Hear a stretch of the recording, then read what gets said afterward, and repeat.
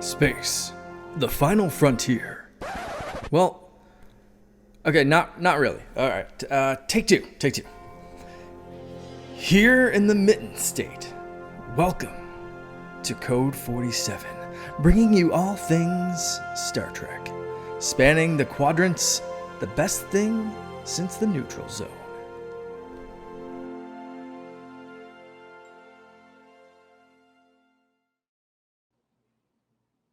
Back again on a Friday. Friday is my day for the Code 47 podcast. This is episode 67 on the Secret Friends Unite podcasting network. I am Charlie Carden, your humble Trek Lord of West Michigan, joined as always by my friend of the stars, the lady with the lovely green flowing locks. That would be Miss Katie Q.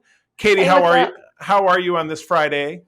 I am good. I am grateful that you are letting us do this on Friday, or that you made accommodations for us to record at 4 on a Friday. That's pretty early for us. So I know. Well, you just got to stay fluid.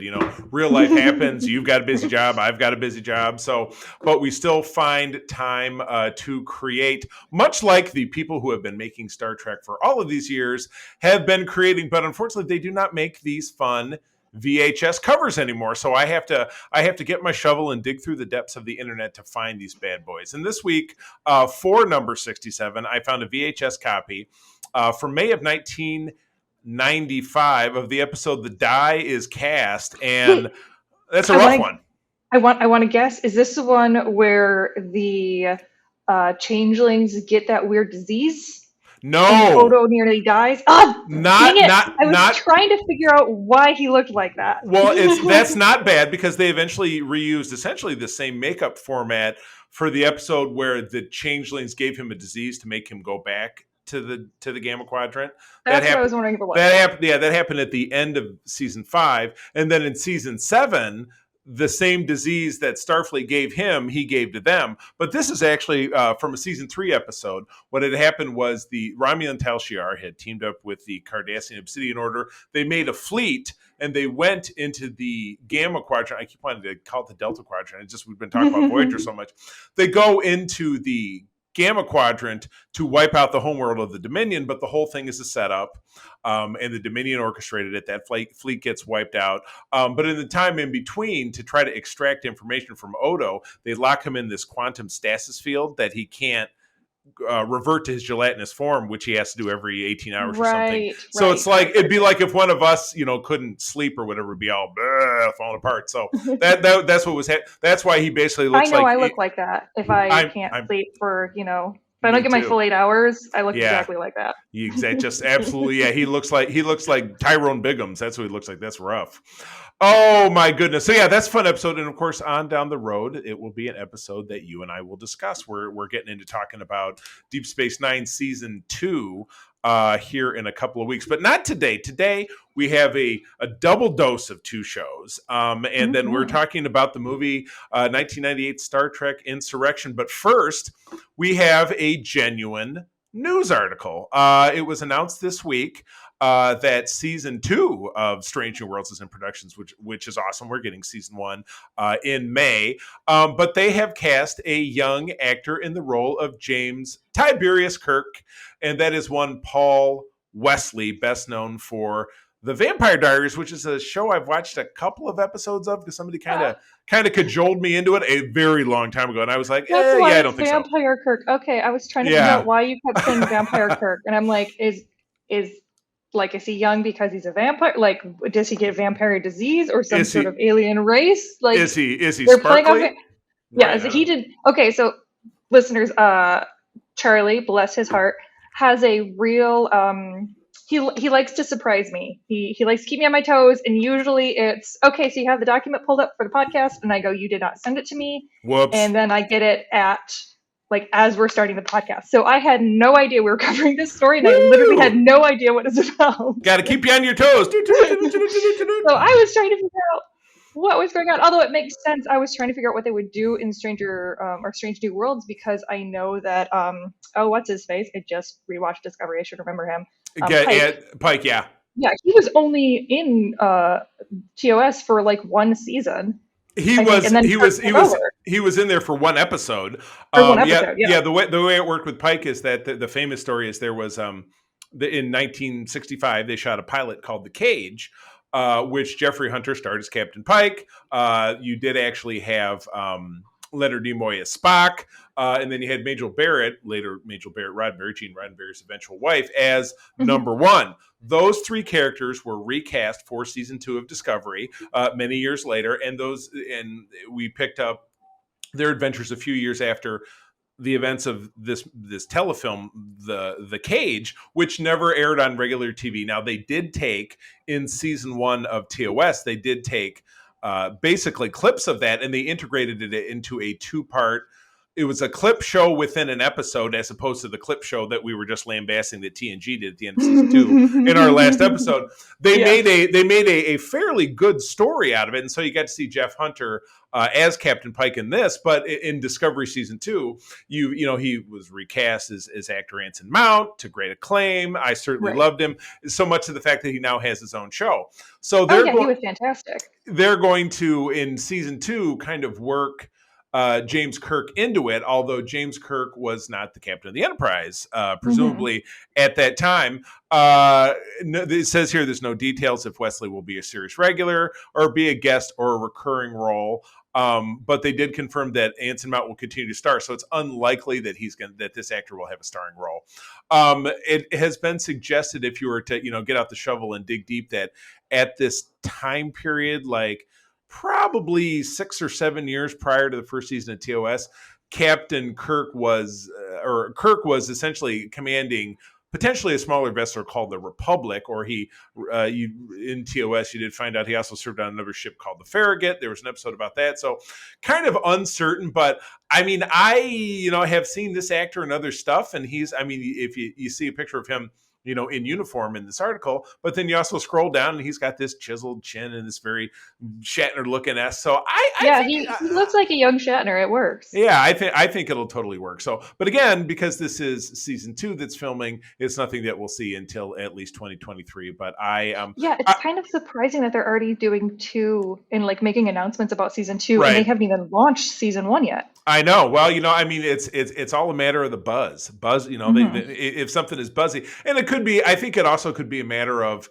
days beforehand, some on location set photos leaked, and so they're probably like, "Oh shit, we got to get something out there." And so maybe. Go. Yeah, because I agree with you. They wouldn't. Yeah, I don't know if they would have known. Yeah, they wouldn't have really known, even if set photos leaked. There's nothing about the photo that says, "Oh, that's going to be Kirk." Right. So exactly. I'm wondering if they're just trying to get buzz going right before Strange New Worlds actually airs for the first time, so then people can be like, well, I'm going to turn into season 1 because season 2 is going to have Kirk in it. Yeah, exactly. People who are big Kirk heads, you never know. Yeah. So that's cool, and I'm very excited for this show to roll out. So anyhow, moving on, I always like to call that segment half. Rolling on to segment 1, this is our first double-header week where we've had 4 episodes of 2 different shows to talk about. So I'm not going to say we'll have to talk fast, but we'll probably have to talk somewhat in a clip, or we might be here all day. You might not be able to give the full synopsis of the episode. Right, exactly. which again, we definitely want to give our 2 cents about these episodes, but we don't want to overload it to the point you're like, I just, these guys just kind of beat it to death for me, and now I don't want to watch it. Because of course, if you're, listening to our show, we imagine that you're Trekkers who enjoy watching shows, but you, for some reason, are sitting here listening to us talk about it, and that's on you. That's not on us, though. Oh my goodness. All right, so up first we have the final 2 episodes of season 4 of Star Trek Discovery, the first of which is Species 10C.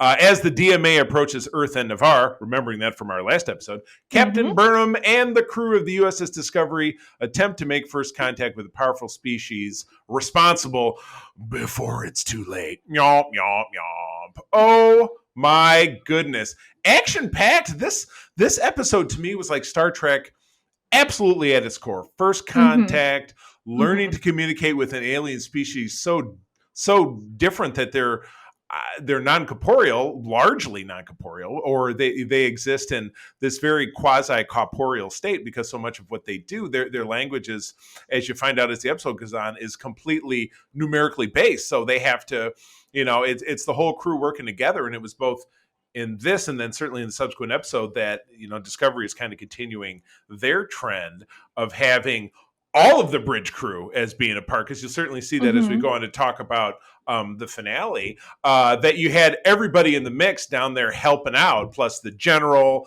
from Earth, plus obviously the Federation president, and Dr. What's his butt, who was the principal on Smallville, whose name I can never remember, but he's one of these Canadian actors that you see absolutely everywhere. But yeah, I really love that this was just very, very Star Trek-y to me, because they just, Saru is working with the device, and you got Stamets and Adira and the whole, the science aspect of it. But at the same while, you've got, kind of your favorite dude. You've got Book and Tarka dicking about. And yeah, it just, Still nothing about that guy. And go ahead, please. Go ahead. And I might mess up what happened exactly in which episode. That's fine, because I kind of watched them back to back. But again, Tarka just rubs me the wrong way. We've already talked about the fact that they kind of tried too late to give him a backstory. I honestly think they should have just introduced him much earlier in the season, because it became apparent when Book was talking with, what's her face? Reno. Who got kidnapped. Yeah, Reno. That Tarka had pretty much groomed Book. Mm-hmm. And, and he was in his own, kind of abusive relationship with him. And it really fell flat, or it seemed like that might be what they were trying to do, because Book's sitting there talking about how couriers, everything's about trust, and you have to be able to rely on one another. And I'm like, Tarka has literally lied to you repeatedly, taken over your ship more than once, and done horrible things against your will, nearly gotten the love of your life killed on multiple occasions. And you're like, we're all about trust. I can't do anything if I don't trust them. And I'm like, yeah, he goes on to tell this whole story about, in the courier trade.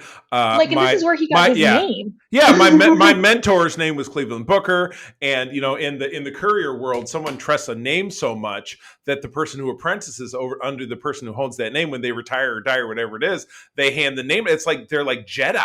It's just like, I'm part of this guild. Great. Yeah, exactly. Yeah, it's great, but yeah, you're right. It's completely antithetical to what happens in this situation, because Booker's just like, well, I guess he must be good or whatever, because we kind of sort of have the same goal. And even when he learns that, well, you've lied to me and you put Discovery in jeopardy, and then you take my ship over, and then when I try to stop you, you're throwing me against the walls and breaking my face or whatever.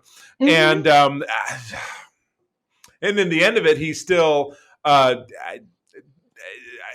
trying to find a way to redeem himself, or not caring about redeeming himself. I feel like I have to go back and watch the season again, because Tarka's motivation about where he's trying to get to is it's eluding me. He thinks that his partner, the guy he was in prison with, that he has this connection with, escaped to another reality. It's like another universe, a different mirror universe. And I think Tarka came from that universe. You see what I mean? Or they escaped from it. He claimed that he was from a different universe. I'm not sure if he actually meant that, or if that's just the line that he fed Book initially. I think it was the line he fed Book initially, just to say that, and then he was trying to escape to see if he could make it. Right. But again, it lacked so much from a show that is normally so good about their underlying themes of mental health and self-awareness and relationship building. I just was really surprised at how poorly they wrote Tarka, and how he just was so. And the thing is, I was thinking about it.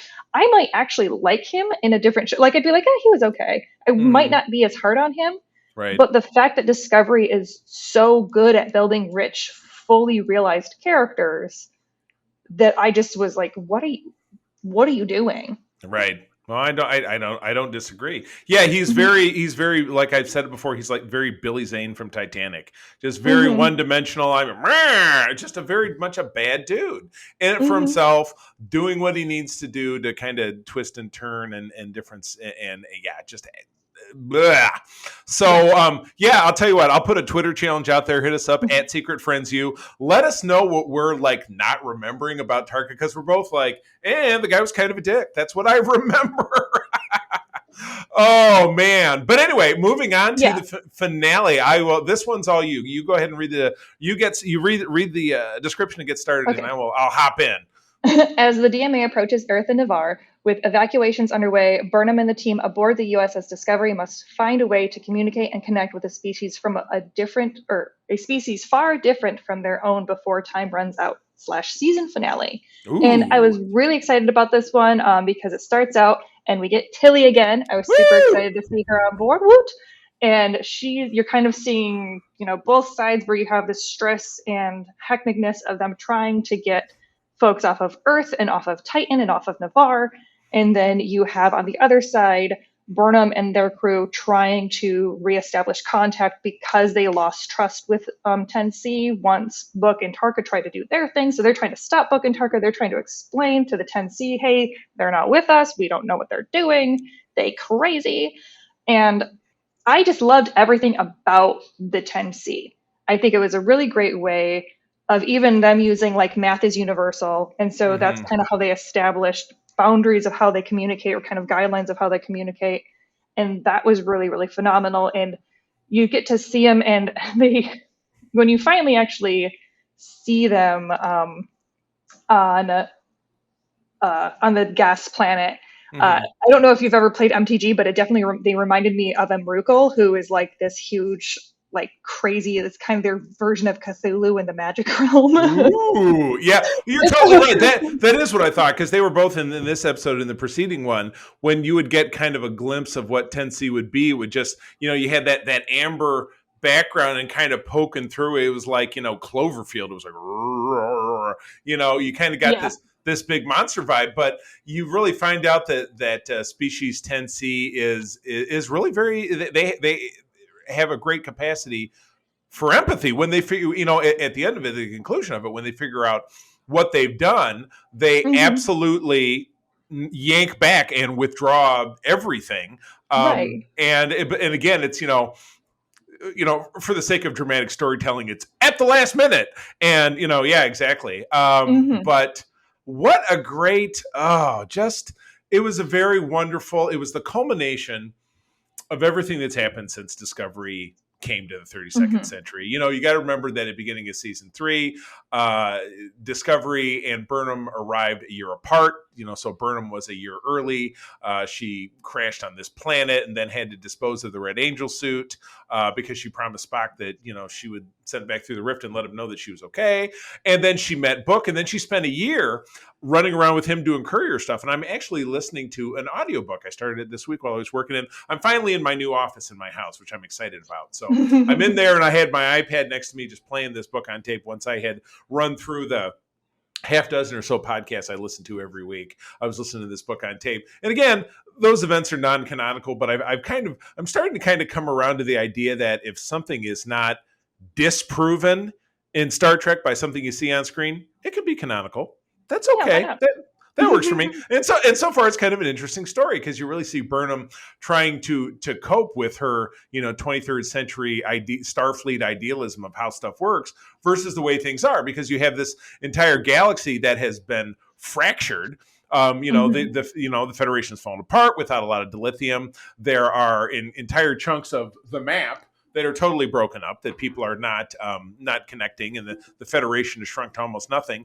And Discovery comes along; they're able to find out how to resolve the burn. They find the big planet with the member of Saru's species that is made out of dilithium, so they can now Discovery is able to hop around and give people dilithium, and they start to rebuild the Federation. And this whole season's arc was about, well, we're rebuilding stuff. Well, we now we have this extra galactic, most alien species that's ever existed in all of Star Trek, that because they sent a mining tool in, it's eating planets, and how do we solve it? And at the end of it, with everybody pulling together and kind of doing what Star Trek does, which is infinite diversity and infinite combinations, everybody brings something to the table. And in doing that, they create a solution. This episode had the greatest ending it could have. They come back to Earth. The original founding fathers of the Federation return, including Earth, and we get Earth's president played by, did you catch this? Yes, but I don't remember. Is that Amanda Waller? I also couldn't. No, I don't remember. They did not bring in. Oh my God, I made the same mistake when we were talking about Peacemaker. Whoever played Amanda Waller, it wasn't Octavia Spencer. It's the other Black actress of that same ilk. Yes, and I know who you're talking about. But this was actually, and I saw it. I was very excited when I saw her, and I was like, "Oh my gosh!" I saw it, and I was excited, and I was reminded. I'm like, "Is that who I think it is?" I had to go back and in my memory, and then I had to, of course, go to Memory Alpha, which is where I get all of our recaps, and I had to look it up about a year or so ago. Stacey Abrams. It's Stacey Abrams. That's what I kept thinking. Abrams and Amanda. That's why I kept getting those two confused, even though they have nothing to do with them in my brain. Stacey Abrams, who is she's a politician down in Georgia. I don't know if she is a congresswoman or if she is a senator. She's one of the two. Was interviewed on the official Star Trek podcast, which is hosted by Tawny Newsome and Paul F. Tompkins, which hasn't been on, since Lower Decks has been off. But that's how I kind of knew that she was this enormous Trekker. And she came on. I thought she did a passable job. I was talking to April. She's like, "Boy, it's really easy to tell when someone's not an actor because they can't deliver lines." And I'm like, "Oh, cut her a break. It was a big deal."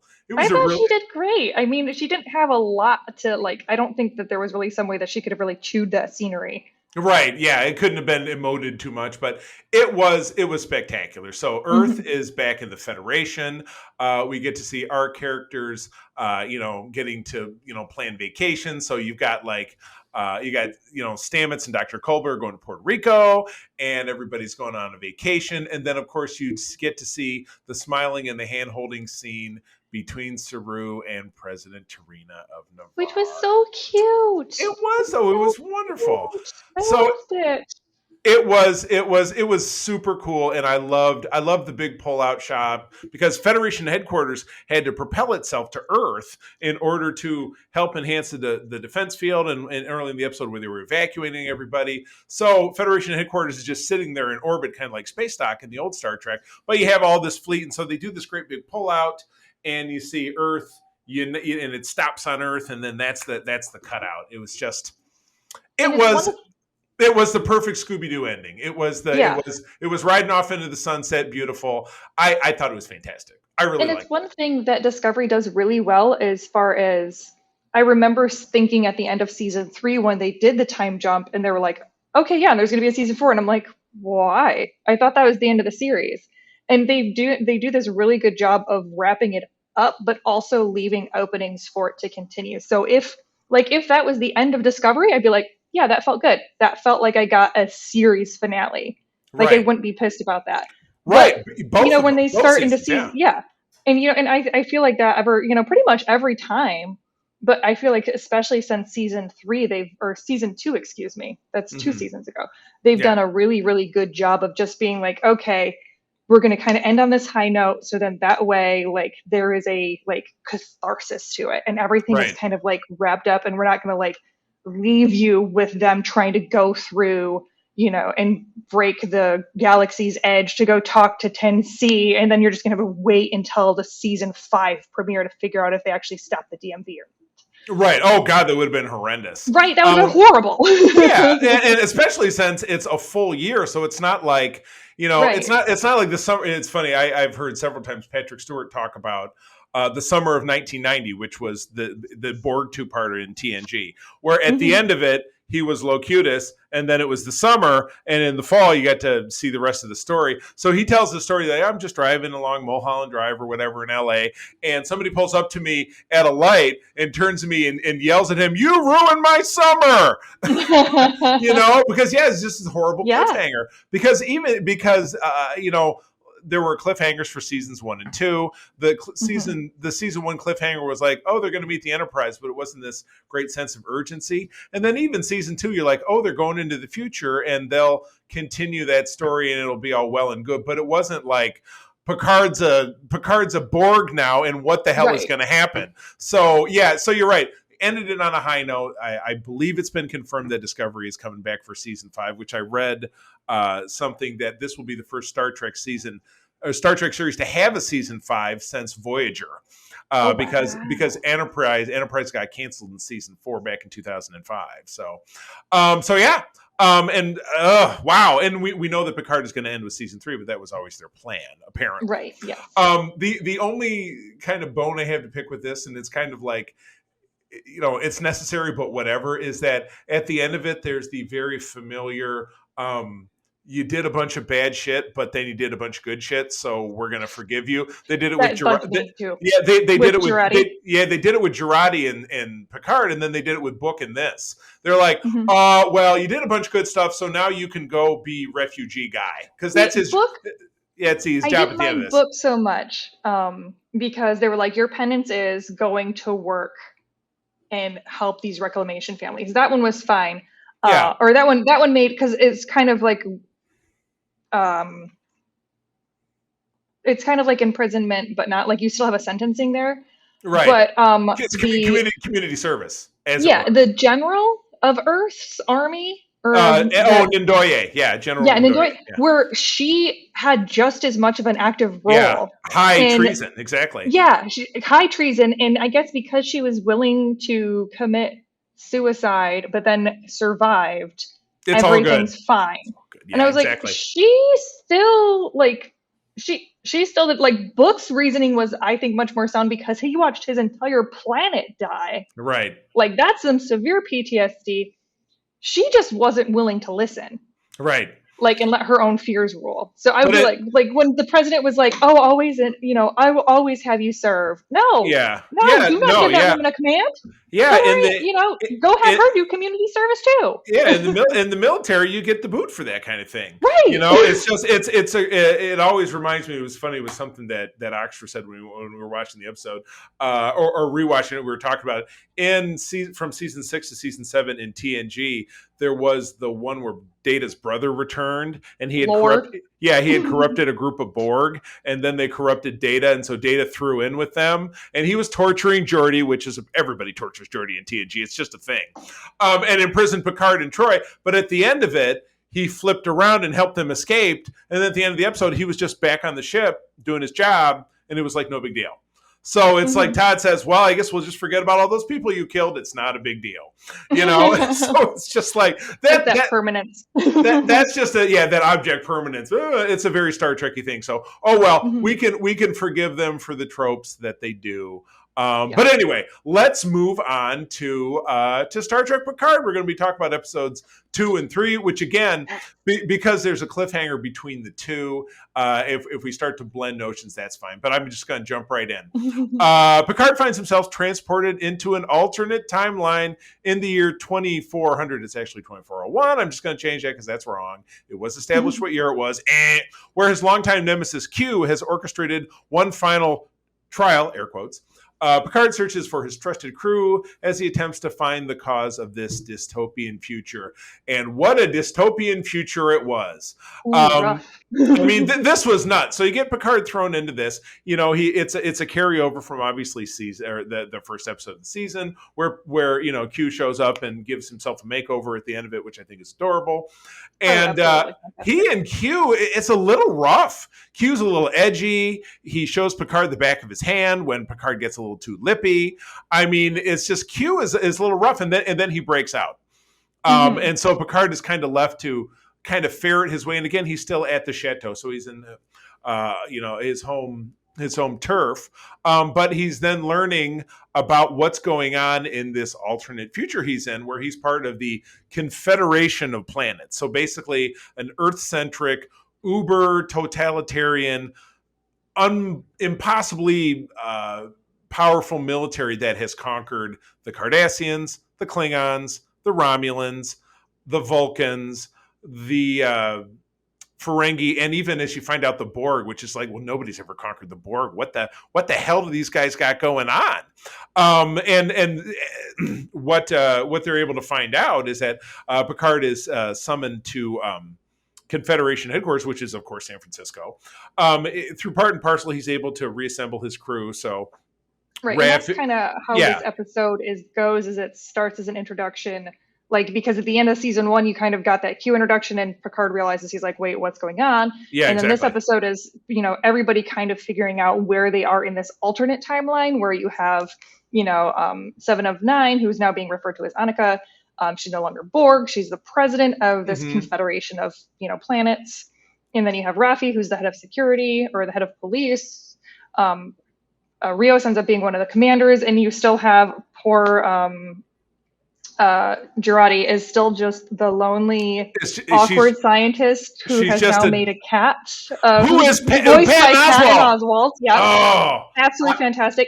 I was really hoping there's a line in I'll just skip to season 3 real quick, where she talks about how her subconscious Picard might find out how she still misses her middle school cat, and I was really hoping they should have said. I would have just loved it if she said, "You'll find out that I really miss Oswald, my high school cat," because that would have been like such a great little chef's. But canon in my brain that she had made that little cat after her middle school cat. There's no. I love Patton. I'm seeing him here in Grand Rapids in the summertime. April got me tickets. My second time seeing him. I have most of his recorded works committed to memory. I am such a big fan. Such a big fan. He is definitely one of us, and he's been in. All the major works. He's been in the MCU. He's been in DC. He's been in Star Wars. He's kind of been in Star Wars. I'm sure eventually he'll be in Star Wars more. But now he's part of Star Trek. So, but anyway, yes, by hook or by crook, all of the crew gets together. I come to find out the guy who's playing Annika Hansen's husband is actually the real life father of Soji, who we do not see. And I did not know that. I only noticed it because when I saw his name in the casting sheet, it was the same last name. So I dug a little bit, and that's what I found out. While we don't see Soji, we do have a mysterious Adam soon, because we do get Brett Spinner's voice back as Picard is flying over San Francisco. You see this hologram, and it just says, a future or a safe galaxy is a human galaxy in Brett Spinner's voice. So obviously Adam Soon is some... offshoot of the Soon family, but we don't actually know who or what he's involved with or what that means for Data. So it's very possible he might come back in some way, shape, or form. I think that's absolutely going to be a piece of what we see and where we end up in the next episode, which is what's predetermined, because again, our crew, when they reassemble at Confederation headquarters, all kind of playing their part of being who they aren't. They found out that the remnants of a Borg queen, so basically half of her body, played by actress Anne Wershing, who is, I love her. She was on the show 24. She was one of the main characters' girlfriends and stuff, and she's just been in a lot of cool stuff. She was on this show Timeless that my wife loved, where she was a villain, and I just think she's really awesome. She does fantastic. She actually has a Star Trek pedigree. She was a guest starred in an episode of Enterprise, so she's not new to Star Trek. But yeah, she is the third actress to play the Borg Queen, and then you're like, oh, why can't they get the same person? Because the Borg Queen is simply a vessel to the Borg Queen consciousness, like all Borg are. So that part totally makes sense. But the Borg Queen is also aware that time is fractured. So she is, or time has been broken, is actually her what she says. So at any rate, as we kind of skim through here, our people break loose.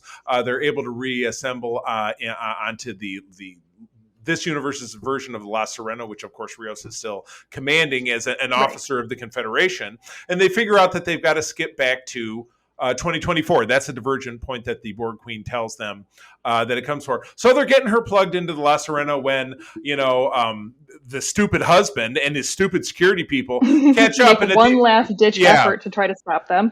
And, and they're all, that's how episode 3 ends. They're all pointing guns at him. Like, this is going to be resolved in literally 60 seconds when the new episode starts. And was it ever? Because they were all three, it was the 2 security guards plus dumb husband got vaporized. Well, and let's I'm just going to start out angry because they ended episode 2 with Elnor getting shot.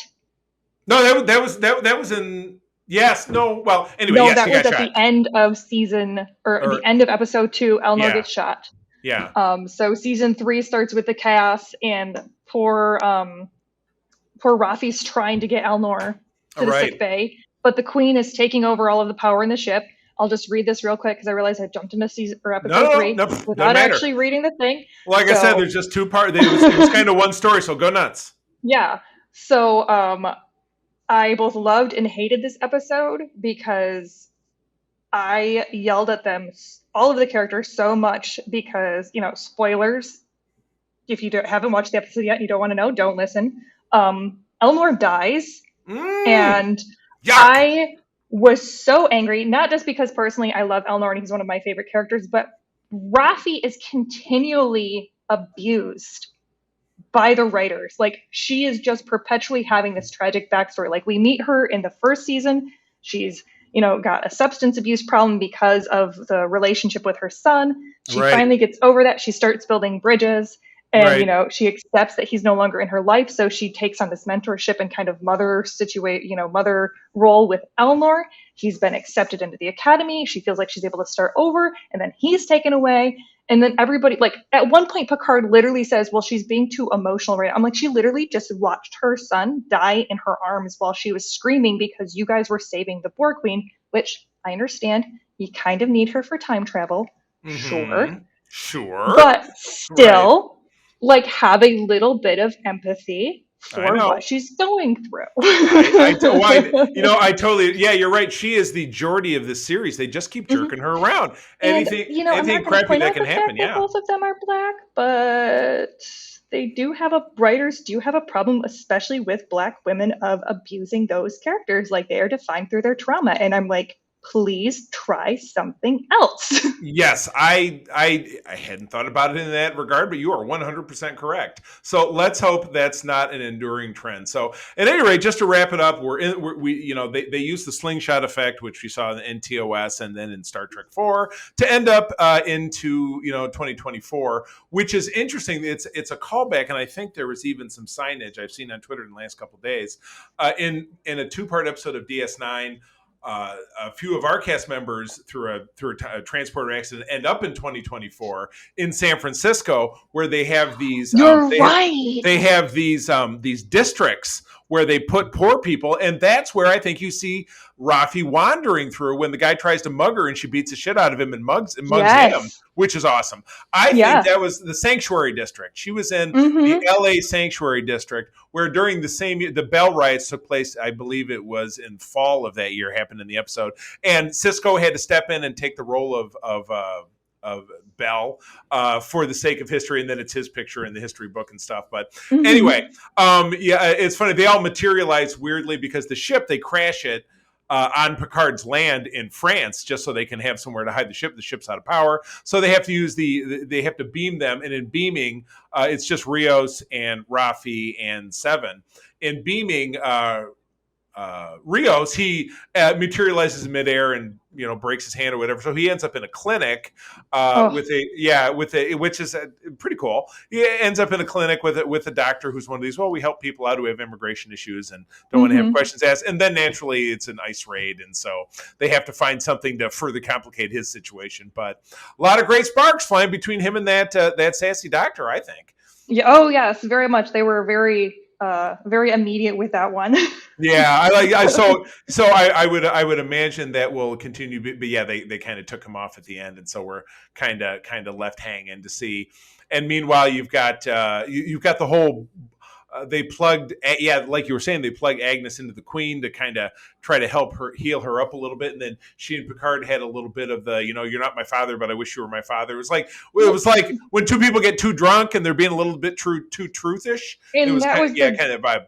That's a great thing. Alison Pill, who plays Agnes Jurati, she is just so fantastic, and I honestly wish that we got more of these like really great scenes with her, because like the whole thing of like the Borg Queen's kind of semi offline, so Jurati has to kind of go into like get plugged in so she can kind of do like this mental mind game. It's very Professor X fighting, psychic battle type of feeling to it, in a Star Trek vibe. And so what she tells Picard is, you will know when I'm being assimilated based on what my subconscious is doing, because he's literally communicating to her subconscious. And it is very fantastic to watch her go through these subconscious motions because like at one point she goes, she's knocking on the humor door. Oh, nothing to see there except for mirrors used for deflection. And I like it. Yeah, it was just so on point, especially watching, like if you were talking to someone subconscious who has severe depression and, and works, uses humor as a coping mechanism and tries to like hide that regularly. So it was a very beautiful moment, I think, for her character as far as growth goes. And I think that hopefully it shows some growth with Picard, because at one point she flat out calls Picard out for the fact that he just does not emote. He does he pretends to have emotions so that he doesn't have to deal with what's going on in front of him. Right. Wow. Yeah. Ooh, that naked Borg honesty. Holy cow. Tough stuff. So yeah. And then you find out that she like totally outsmarted the Queen of the Borg, which I'm just gonna say for a moment, like that Borg was, like she wakes up and she's like crawling because she doesn't have any legs, and I was just like, hello Borg mommy, like wow. Am I still pretty mommy? Yeah, no kidding. That is pretty. Yeah, I think nobody's outsmarted the Borg Queen since Janeway, so she's in pretty good company. Not bad at all. All right. Well, rolling on, and we're gonna have to unfortunately pick up the pace here, but we're gonna talk about 1998 Star Trek Insurrection. This was the 9th film in the Star Trek pantheon overall, the 3rd film in the Star Trek The Next Generation movie series, directed by Jonathan Frakes, the same as its predecessor, which would be Star Trek First Contact. I will read this little description here, and then again, there's some corroborating facts, but as usual, we're just kind of gonna talk a little pros and cons and kind of overall what things mean. So as the Dominion War ravages the Alpha Quadrant, now keep in mind this was during season 7.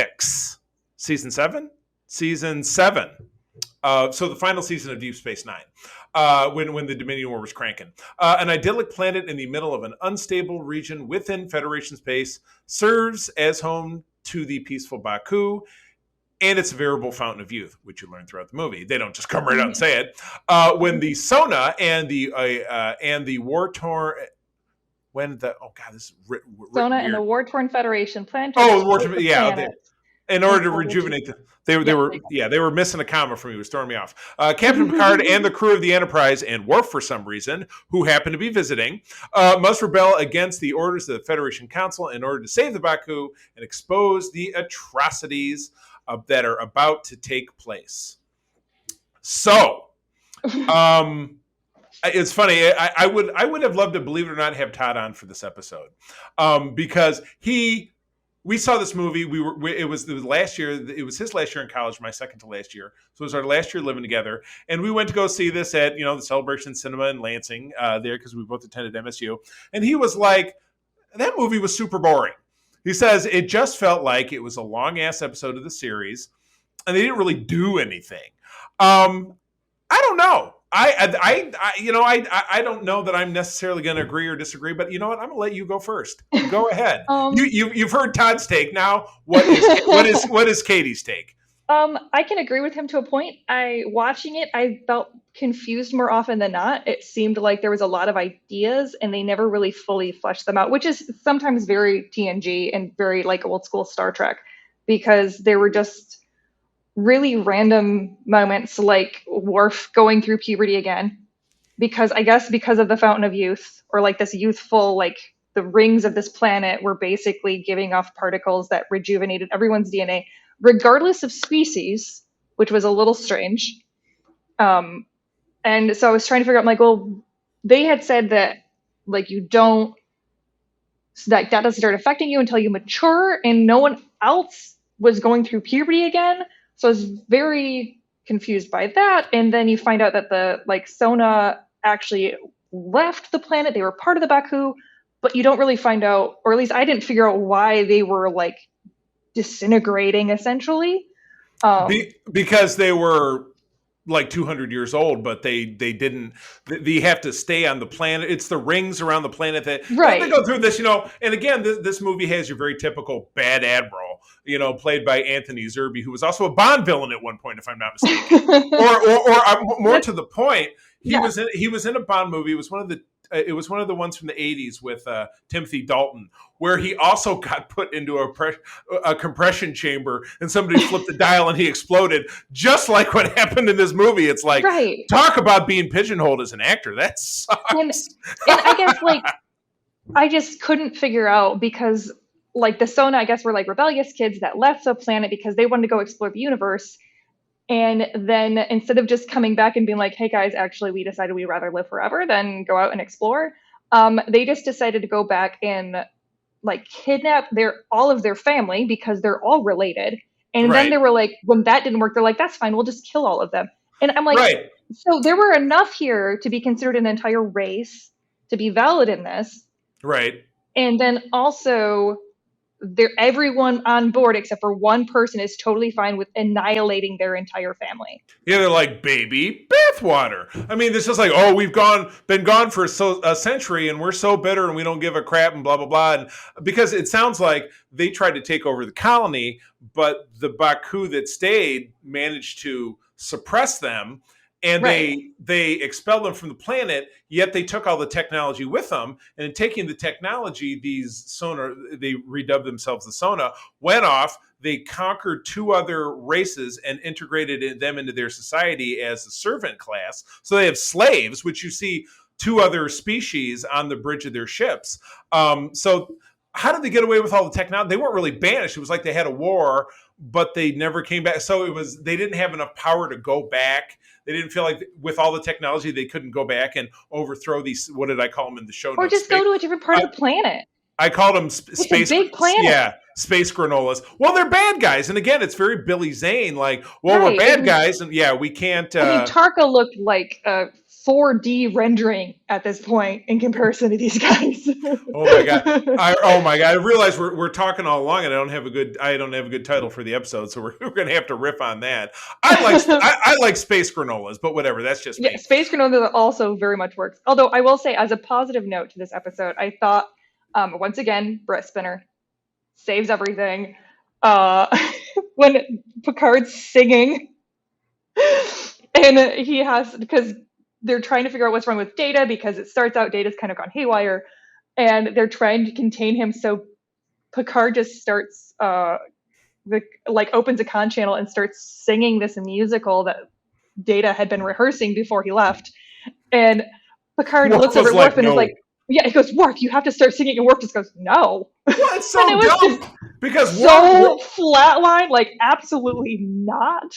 And it's funny, but Worf does like to rock out to his Klingon operas. You see that a bunch of times. I mean, because in DS9 and later seasons that he's on, he lives on the Defiant full time, and he's got like the bomb ass sound system. He'll sit in the captain's chair. He's going to crank up those Klingon operas, and it would be like if you could, sit, in a big theme and sing, sing "Don't Stop Believing" at the top of your lungs. Yeah, it's a dude in his '89, Camaro rocking out, to Metallica or something. Like he's just killing it. Worf rocking out to Klingon opera. Name of the episode. There are enough plot holes to kind of drive a truck through, or fly a hollow ship, if you will. There's obviously allegories to the treatment of Native Americans in this country, the Trail of Tears. That's a very Star Trek-y kind of theme. Fight injustice, which Picard says the same thing. No one is ever meant to be hurt, or how many people is too much to kill. In any forced relocations. You get some transitory stuff. Geordi gets his eyes back, but then he doesn't have his eyes back. Riker and Troy get back together, which again, as a Riker and Troy enthusiast, I love that. And then we find that they go on to get married in the next film, and then they have a family, blah, blah, blah. And I love that. Yeah. And that was very cute, like their reactions together. They're, again, those two have such great on-camera chemistry that it just works. But it felt like they were like, again, it was one of those things where I was like, did I miss something? I thought they weren't together yet, but immediately like they're acting like a couple. So it felt very like I didn't realize that the reason why they were saying they were acting like a couple was because of these like rejuvenative qualities. Right. Of this planet. I guess, this sounds like a movie from the 80s. The Rings Make Me Horny. Oh God, there's a better one. That one's good. Space Rings Make Me Horny. All right. Yeah. But Space rings make me horny. I like it. But you've got the Picard with Donna Murphy, who she's a Broadway diva. At least that's how she was always described in articles about this. That's a total misnomer. Oh, it's a romance, blah blah. Nothing ever again. And yet he doesn't. Why didn't he get together with Beverly? Because they we can finally express our feelings or whatever. Right. And that's the thing. I'm like, if everybody's if everybody's horny, then why isn't it? I mean, he was more into Beverly when they had that drunk episode. Beverly. Oh, yes. Oh, right. Yeah. Or the one where they were stuck on the planet where they were, joined together with the implant thing. It was a later season 7 episode.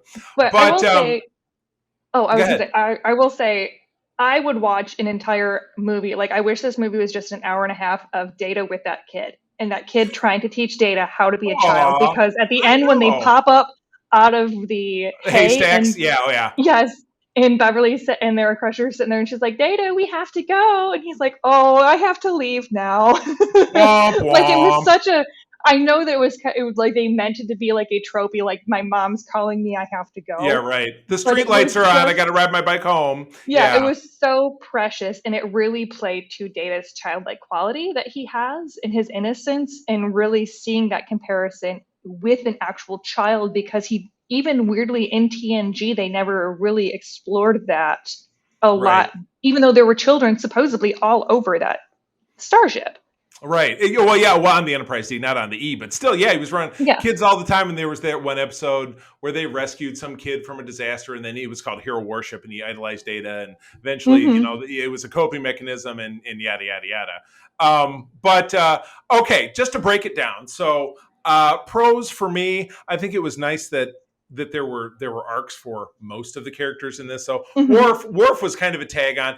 Data had a great arc. Picard had a great arc. Riker and Troy had their great. It was the only part of it that really moved forward. Geordi getting his eyes back. I mean, why did leaving the planet mean his eyes die? I guess I don't understand what that was, because in the next episode, if it was a genetic issue, it might be that his eye, like the cellular degradation, happened again because his cells weren't able to replicate or weren't able to regenerate themselves. That's that super sciencey, and I accept it. I did think it was really beautiful with him just wanting to go down planet side, because he's like, I've never seen a sunrise. Right. And like having that moment with Picard was, I thought, very beautiful. That was his moment. Beverly didn't really get a great moment, except for hey, have you noticed how your boobs started to firm up? That was obviously played for laughs, and because then, Data goes and repeats it, which is like I said, it's done for the absolute but other than that, it was very 90s. Boobs. They can say boobs in Star Trek now. Woo! Yeah. Oh my God! Don't list all the F-bombs that Tilly drops in Discovery. That's still years off. Right. So like I said, for the cons, I felt like there was a lot of this that didn't really add up. The whole the refugee, they went from, let's move off to another planet, to let's blow them up. Maybe it was because he just decided to say, we were going to work with the Federation, but instead I think screw the Federation. We don't really care. It's not a big deal. I would say that legacy to the franchise, as far as I'm concerned,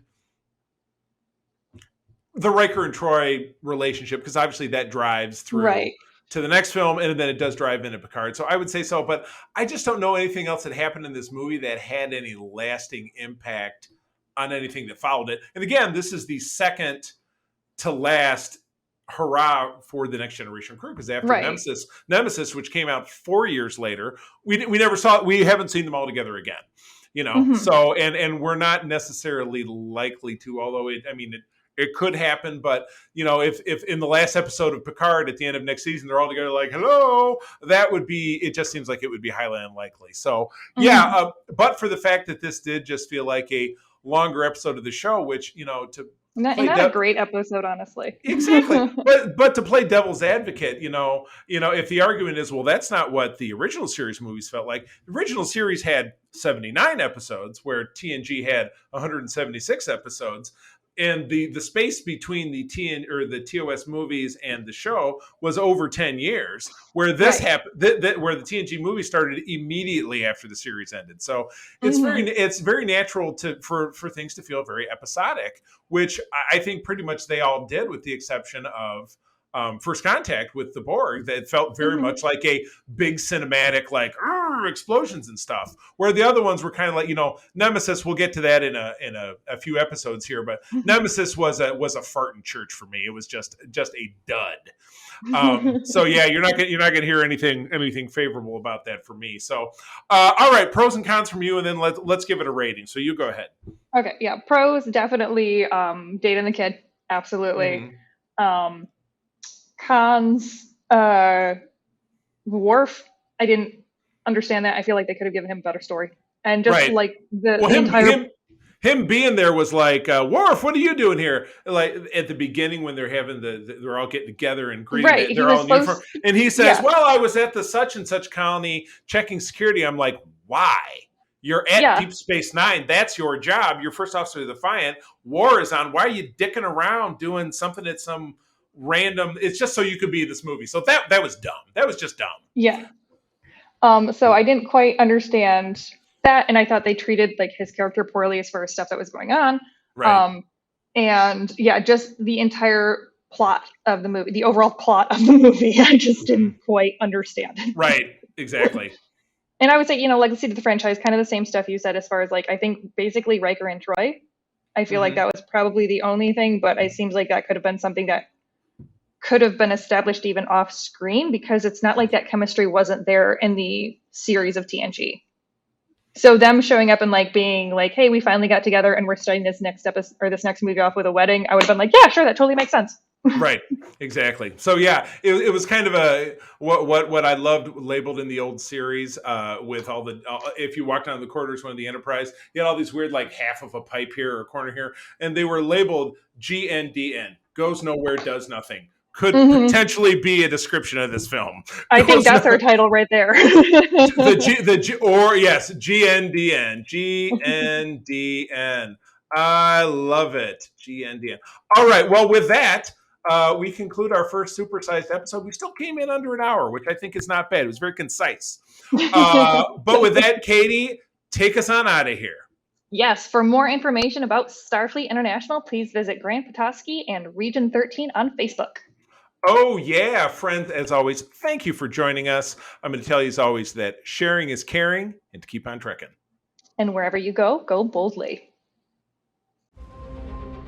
This podcast is part of the Secret Friends Unite podcasting network. Visit secretfriendsunite.com for more great shows, articles, news, reviews, and more.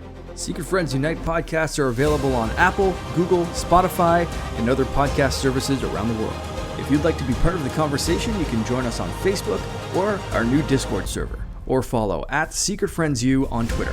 Please subscribe to Secret Friends Unite on YouTube and visit our merch store at tpublic.com. Just search Secret Friends Unite. Thanks for listening.